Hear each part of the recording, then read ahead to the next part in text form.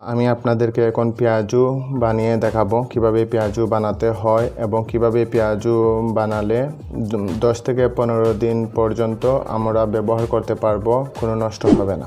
তো আমাদেরকে প্রথমে নিতে হবে মসুর ডাল। আপনারা চাইলে অন্য ডালও নিতে পারেন, বা চাইলে আপনারা মসুর ডাল এবং চানা ডালও ইউজ করতে পারেন। যেহেতু আমি চানা ডাল একটু লাইক কম করি, সেজন্য আমি আজকে মসুর ডালই নিব। তো আমি আপনাদেরকে 2 বাটি মসুর ডাল নিয়েছি। এখন আমি এটাকে ভালো করে ধুবো।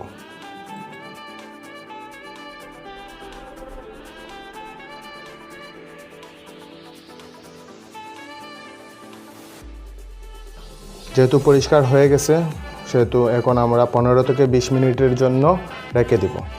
মিনিট পর আমরা এটাকে স্ট্রেনার দিয়ে আমরা সব পানিগুলো ফেলে দিলাম। ফেলে দেওয়ার পর এখন জোর হয়ে গেছে। তখন আমরা এগুলা ব্লেন্ড করব। ব্লেন্ড করব। আমরা চাইলে অল্প অল্প করে এগুলা ব্লেন্ড করতে পারি, তাহলে এতে আমাদের অনেক সুবিধা হবে। আমরা ডালকে ব্লেন্ডারে ব্লেন্ড করে নিয়েছি, এবং ব্লেন্ডারে আপনারা পুরো মতো ব্লেন্ড করবেন না। এই যে ডালের অল্প অল্প কিছু দানা দানা যেন একটু থাকে, একটু বড়। এখন আমরা পেঁয়াজ দিব। 3 থেকে 4টা পেঁয়াজ আমি এখানে জুলিয়ান কাট করে রাখছি, এবং আমাদের স্বাদ মতো কাঁচামরিচ দিব, যেগুলো আমরা আগে থেকেই চপ করে রেখেছিলাম। এখন আমরা লবণ দিব। লবণ আপনারা স্বাদ মতো দিবেন লবণ।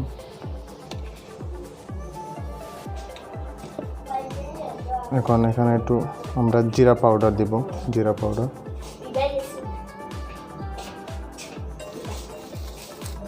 দিয়ে একটু মিডিয়াম আছে সবগুলোকে আমরা একটু নরম করে নিব। বেশি নরম করবেন না, নাহলে আবার ভালো হবে না।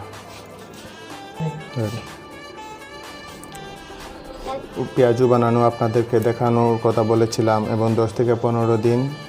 তার মধ্যে একটা হচ্ছে গিয়ে আমরা এগুলা ডিফ্রস্ট করে দিব। ডিফ্রস্ট করলে আপনারা চাইলে 10 থেকে 15 দিন পরও ব্যবহার করতে পারেন। এই যে বাটির মধ্যে আমি নিয়ে রেখে দিছি, এটা আপনারা এখন ফ্রিজে রেখে দিব ডিপে। ওকে, আমরা সবগুলা মিক্স করে নিব।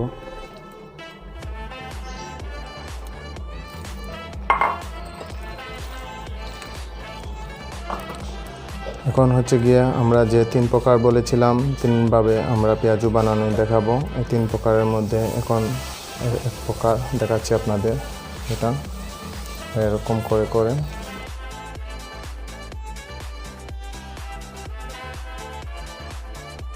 আমরা 1 ঘন্টার মতন ফ্রিজে রেখে দিব ডিপে। তাহলে আপনারা একটার সাথে আরেকটা গায়ে লাগবে না। তাহলে আমরা এখন ফ্রিজে রেখে দিই।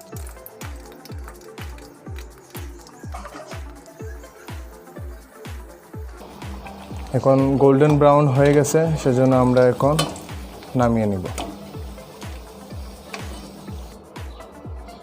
আমরা এখন নামিয়ে নিলাম। আমাদের প্রথম স্টেপের আমরা নামিয়ে নিচ্ছি, যেটা কাঁচা আমরা ডাইরেক্ট আমরা করে নিব পেঁয়াজু, সেটা আমরা এখন নামিয়ে নিচ্ছি। এখন আপনাদেরকে আমি দেখাবো যেটা আমরা ফ্রিজে রেখেছিলাম সেটা। দ্বিতীয় স্টেপের যে আমরা ফ্রিজে রেখেছিলাম সেগুলা একদম হয়ে গেছে। চাইলে আমরা এটা একটা করে আমরা যে কোনো একটা বাটির মধ্যে এগুলা রেখেও আমরা পরবর্তীতে ব্যবহার করতে পারি, আবার এখন সাথেও ব্যবহার করতে পারি। এখন আমরা তুলে নিব এগুলা। তুলে আমরা পুরোপুরিভাবে করব না, এগুলো যখন লাইট ব্রাউন হবে তখন আমরা এগুলা নামিয়ে নিব। লাইট ব্রাউন হওয়ার পর নামিয়ে নিব। নামিয়ে নেওয়ার পর ঠান্ডা করে এগুলা আমরা ফ্রিজের মধ্যে রেখে দিব। তাহলে আমরা ফ্রিজের মধ্যে রেখে দিলে এগুলা 10 থেকে 15 দিন, কখনো 1 মাস পর্যন্ত এগুলা আমরা ব্যবহার করতে পারবো।